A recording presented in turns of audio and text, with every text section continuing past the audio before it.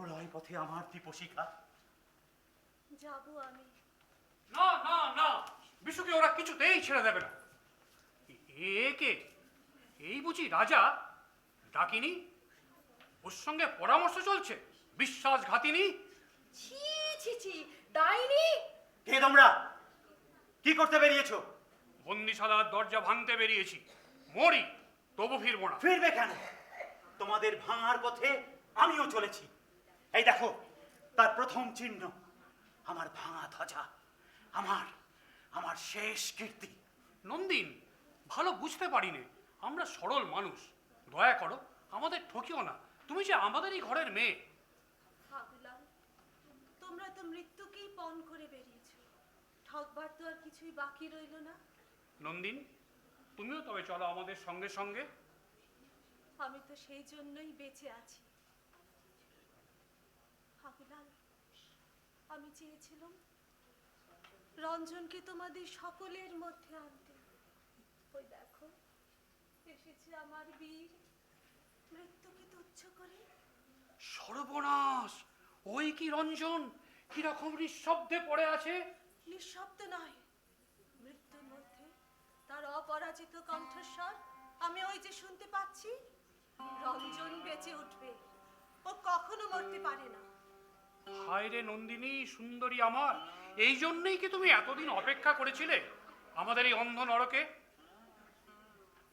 আসবে বলে অপেক্ষা করেছিল, ও তো এলো। ও আবার আসার জন্য প্রস্তুত হব, ও আবার আসবে। তুমি ভুল বুঝলে তো মহারাজ, আমরা যে তোমারই বন্দিশালা ভাঙতে বেরিয়েছি। হ্যাঁ, আমারই বন্দিশালা, কিন্তু তোমাতে আমাতে দুজনে মিলে কাজ করতে হবে। এ তোমার একলা সাধ্য নয়। সর্দাররা খবর পেলেই ঠেকাতে আসবে। তার সঙ্গে আমার লড়াই। সৈন্যরা তোমাকে মানবে না। আমি একলা লড়বো, সঙ্গে তোমরা আছো। জিততে পারবে? না পারি, মরতে তো পারবো। আমি আমি এতদিন পর মরবার অর্থ খুঁজে পেয়েছি। আমি আমি বেঁচে গেছি। রাজা, ওই শুনতে পাচ্ছ গর্জন? হ্যাঁ, ওই তো দেখতে পাচ্ছি। সর্দার সর্দার সৈন্য নিয়ে আসছে। এত শীঘ্র কি করে সম্ভব হলো? কি করে সম্ভব হলো এত শীঘ্র? ঠকিয়েছে, ওরা আগে থাকতেই প্রস্তুত ছিল, কেবল আমি জানতে পারিনি। আমার সমস্ত শক্তি দিয়ে আমাকে বেঁধেছে, আমাকে আমাকে ঠকিয়েছে। আমার দলবল তো এখনো সে পৌঁছালো না। উপায় নেই, পথঘাট আটকে রাখতে আমি সর্দারের মতো কাউকে দেখিনি। সর্দার হয়তো তাদের সবাইকে আটকে রেখেছে, তারা হয়তো আর ফিরবে না। তাহলে চলো নন্দিনী, তোমাকে নিরাপদ জায়গায় রেখে এসে তারপর যা হয় হবে। সর্দার তোমাকে দেখলে রক্ষে থাকবে না। একা আমাকে নিরাপদে নির্বাসনে পাঠাবে হাগুলাল? তোমাদের যে সর্দার, সে আমার জয়যাত্রার পথ খুলে দেবে। সর্দার, সর্দার, ওই দেখো, ওর বর্ষার আগে আমার কুন্দ ফুলের মালা দুলিয়েছে। যাই, ওই মালাকে আমার বুকের রক্তে রক্ত করবের রং করে দিয়ে আসি। সর্দার, সর্দার, আমাকে দেখতে পেয়েছে। জয় রঞ্জনের জয়। নন্দিনী, নন্দিনী, নন্দিনী, নন্দিনী। কোথায় ছুটেছ অধ্যাপক? কে যে বললো রাজা নাকি চরম প্রাণের সন্ধান পেয়ে বেরিয়েছে, পুঁথিপত্র ফেলে তাই সঙ্গ নিতে এলো। রাজা তো ওই গেল করতে, সে নন্দিনীর ডাক শুনেছে।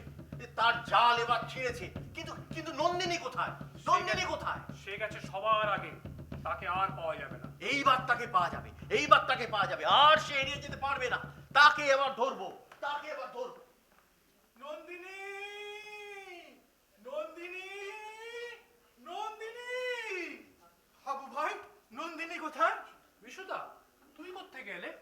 কারিগরেরা দুর্যোগের ধার ভেঙে চুরমার করে দিয়েছে। তারা ওই চলেছে লড়াই করতে, কিন্তু আমি নন্দিনীকে খুঁজতে এলাম। কোথায় সে? সে গেছে সকলের আগে এগিয়ে। কোথায়? শেষ মুক্তিতে। বিশুদা, দেখতে পাচ্ছ ওইখানে কে শুয়ে আছে?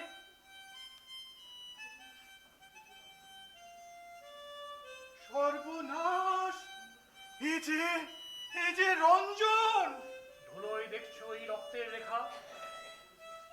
বুঝেছি ওই তাদের পরম মিলনের শেষ রক্ত রাখি।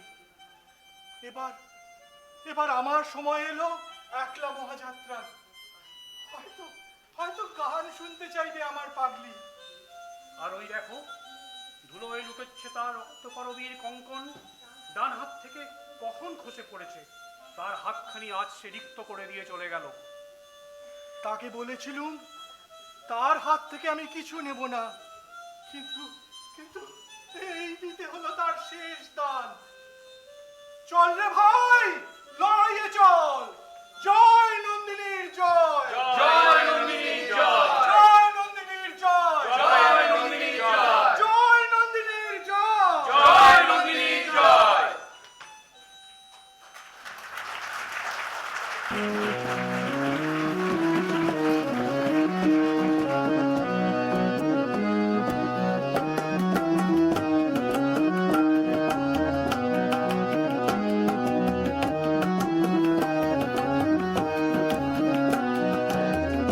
তোদের ডাক দিয়েছে আয় রে চলে আয় আয় আয়, তোদের ডাক দিয়েছে আয় রে চলে আয় আয় আয়। বাংলা যে তার ভরেছি আজ পাকা ফসলে মনি হায় হায় হায়। বাংলা যে তার ভরেছি আজ পাকা ফসলে মনি হায় হায় হায়।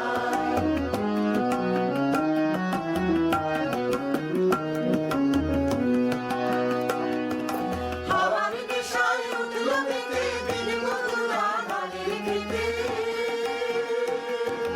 হাওয়ার দিশায় উঠলো মেতে দিন মধুরা ধানের খেতে। রোদের সোনা ছড়িয়ে পড়ে। আজকে নাটকে যারা অভিনয় করেছে আমি তাদের এক এক করে ডাকছি। প্রথমে গ্রামবাসী এশা ব্যানার্জি, আদ্রিকা মুখার্জি, নীলাঞ্জনা ভট্টাচার্য, রাইমা চৌধুরী, অনিকা গোস্বামী, রিয়া কোলে, সোহম হিসাবিয়া, সৌগত সাহা।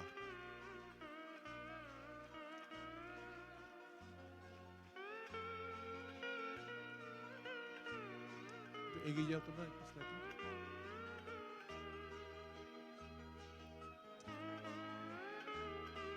কিশোর বৈপায়ন ভট্টাচার্য, ছোট সর্দার অরিজিৎ সাহা,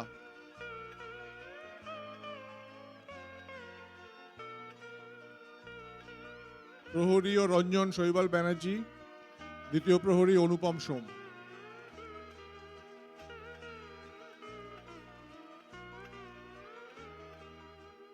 মোড়ল কল্যাণ ঘোষ, গোসাই হরেরাম কোলে।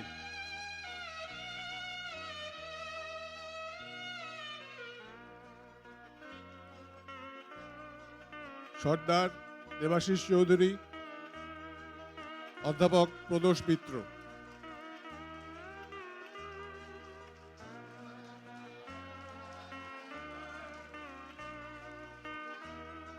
বিশু পাগল অরুণাভ সান্যাল,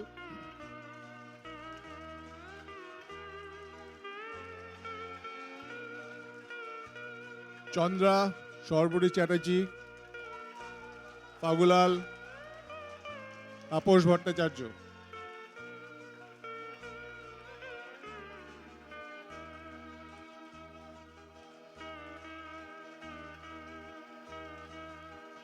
রাজা সুখদেব চ্যাটার্জি, নন্দিনী দীপা গুপ্ত।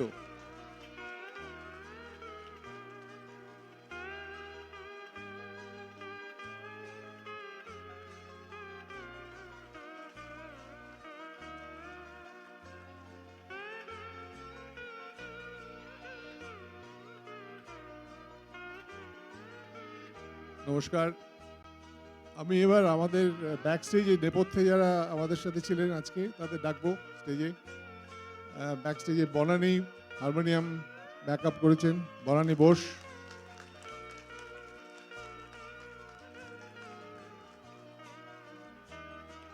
প্রম্পটিং এর সুপর্ণা মুখার্জি, সুভদ্রা ভৌমিক।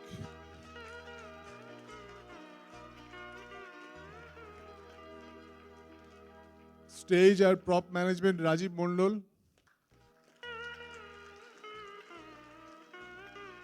আর ওইদিকে দূরে বসে আছেন, তোমরা এসো, রথিন আর অমিতেন্দ্র। আবহ সঙ্গীত রথিন হিসাবিয়া, আলো অমিতেন্দ্র বাগচি।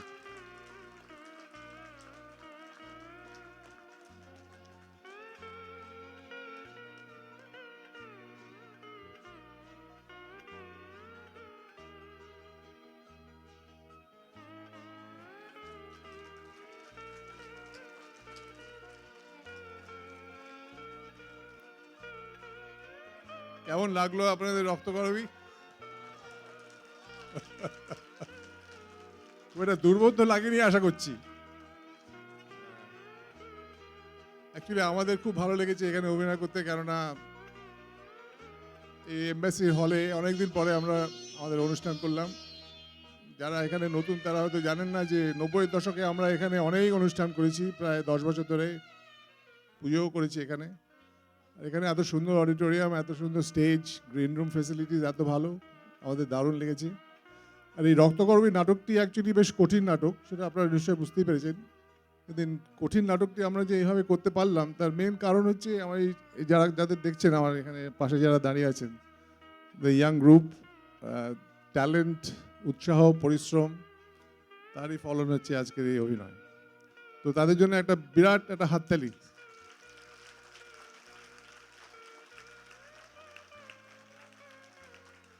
অবশ্য আমাদের একটু মনটা খারাপও হয়ে আছে, কেননা গত 3 মাস ধরে আমরা রিহার্সালের মধ্যে দিয়ে হাসি ঠাট্টা মজা, পিছনে লাগা, খাওয়া দাওয়া, মাছের চপ, নারকেল নাড়ু, কচুরির আলুর দম, সেই সব মজা এখন শেষ হয়ে গেল এই আজকের নাটকের অভিনয়ের সাথে। সেই জন্য মনটা একটু স্লাইটলি খারাপ। মাঝে মাঝে আমার মনে হয় যে এই যে আমাদের প্রবাস জীবনে আমরা যে নাটকে যে এত উৎসাহ, এত উদ্দীপনা, তার বোধহয় প্রধান কারণ হচ্ছে এই রিহার্সালের মজা। নাটকটাকে মাঝে মাঝে মনে হয় জাস্ট উপলক্ষ, just an excuse to get together and have fun. Anyway, আমি আর কি করব, আমার আর কি করার আছে? আমার তো আছে বস্তুতত্ত্ববিদ্যা, আমি তার গহ্বরের ভিতরে ঢুকে পড়ি। এটা অ্যাকচুয়ালি নাটকের সংলাপ, এটা অধ্যাপকের মুখে আপনারা শুনেছেন একটু আগে। কিন্তু আজকাল কি হয়েছে, আজকাল আমাদের অনেকেরই কথার মধ্যে নাটকের সংলাপ এসে যায়। আমি যেটা বলতে চাইছিলাম সেটা হচ্ছে আমি আর কি করব, আমার তো একটা কাজ আছে, ধন্যবাদ জানানো, সেটাই সবাইকে এখন সেরে ফেলি। প্রথম ধন্যবাদ জানাচ্ছি আমাদের সোসাইটি এক্সিকিউটিভ কমিটি, শ্যামল এবং তাদের এক্সিকিউটিভ কমিটির সতীর্থদের। তারা আমাদের নাটকটি করার সুযোগ করে দিয়েছেন বলে, এবং আমাদের সব রকম সহযোগিতা এবং সাহায্যের হাত বাড়িয়ে দিয়েছেন। দ্বিতীয়ত ধন্যবাদ জানাচ্ছি ভারতীয় দূতাবাসকে, তাদের এই সুন্দর অডিটোরিয়ামটা আমাদের ব্যবহার করার সুযোগ দিয়েছেন, তাদের ধন্যবাদ। আর তৃতীয়ত আমাদের সাথে কিছু কন্ট্রাক্টর আছেন। Can you stop the music, please? Yeah, thank you. Mister আনন্দের লোকেরা, মিস্টার জেমস, মিস্টার পল বলে একজন আছেন, মেকআপ টেকআপ করেছেন, স্টেজ করেছেন। তারপরে ভিক্টর, যে ভিডিও ছবি তুলছে ইত্যাদি, তাদের জন্যই আমাদের অনুষ্ঠানটা এত সুন্দর সাফল্যমণ্ডিত হয়েছে। এত লাইট ফিক্স করা, অডিওর সমস্ত সরঞ্জাম ইত্যাদি, স্টেজ, এগুলো এরা না থাকলে আমাদের পক্ষে সম্ভব হতো না করা। So we'd like to thank you all for your help. And of course the audience, আমরা একটা লাইভ ওয়েবকাস্টিংয়ের চেষ্টা করেছিলাম, আমি জানি না ওটা হয়েছে কিনা আলটিমেটলি, কিন্তু যদি হয়ে থাকে তাহলে বাইরের কুয়েতে এবং কুয়েতের বাইরেও অনেকেই নিশ্চয়ই আজকে আমাদের নাটক দেখেছেন। আপনারা ভালো করে নাটক দেখেছেন, আমাদের উৎসাহ দিয়েছেন, হাততালি দিয়েছেন, আপনাদের সকলকে ধন্যবাদ। আর আমার দিক থেকে অফকোর্স ধন্যবাদ জানাচ্ছি আমাদের এই গ্রুপকে, এবং I really feel very proud of this team, of my people, and I will cherish every moment of the time that I had with them for a long time.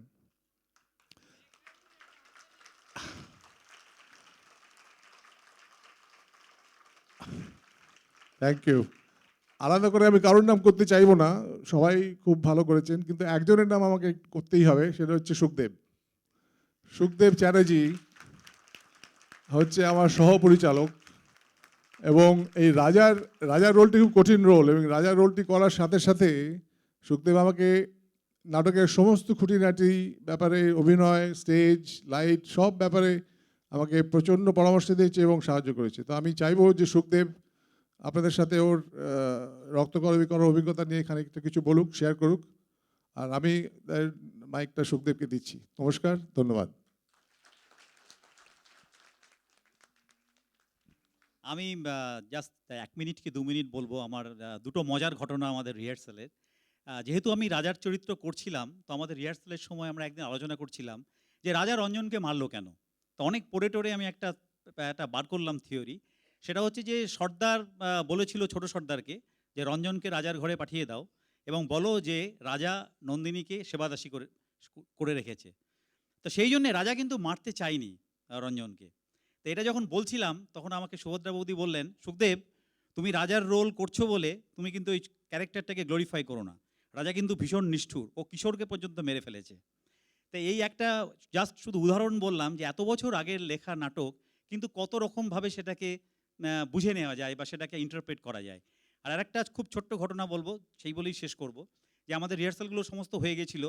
তো আমরা একদিন ফিরে আসছি রিহার্সাল করে, তখন জোজো মানে যে কিশোরের রোল করেছে সে আমাকে হঠাৎ জিজ্ঞেস করলো, আঙ্কেল লাস্টে কি হলো? তা আমি বললাম লাস্টে কি হলো মানে কি হলো? বলছি যে দীপা আন্টি কি মারা গেল? দীপা আন্টি মানে যে এই যে আমাকে পাশে আছে। আমি বললাম দেখ, দীপা আন্টি মারা গেল না বেঁচে গেল সেটা তুই ভেবে নে, সে মারা যেতেই পারে আবার নাও যেতে পারে, কারণ নন্দিনীর জয় বলছে, তো মনে হয় হয়তো দীপা আন্টি মারা যায়নি। তখন ও আমাকে বললো তুমি কি মরে গেলে? আমি বললাম তুই চিন্তা করে নে যে আমি বাঁচতেও পারি, হয়তো আমরা যুদ্ধে জিতলাম। তো এই কারণেই আমি এই প্রসঙ্গটা তুললাম যে জোজো একটা কত আমাদের পরের জেনারেশনের ছেলে, আর রবীন্দ্রনাথ ঠাকুর এটা লিখেছেন আজ থেকে এত বছর আগে, কিন্তু সেই নাটকটাও এই জেনারেশনকে ভাবায় এবং সেটাই হচ্ছে এই নাটকের সবচেয়ে বড় বিশেষত্ব। আর thank you Indrajit da for giving us the chance, and thank you executive committee.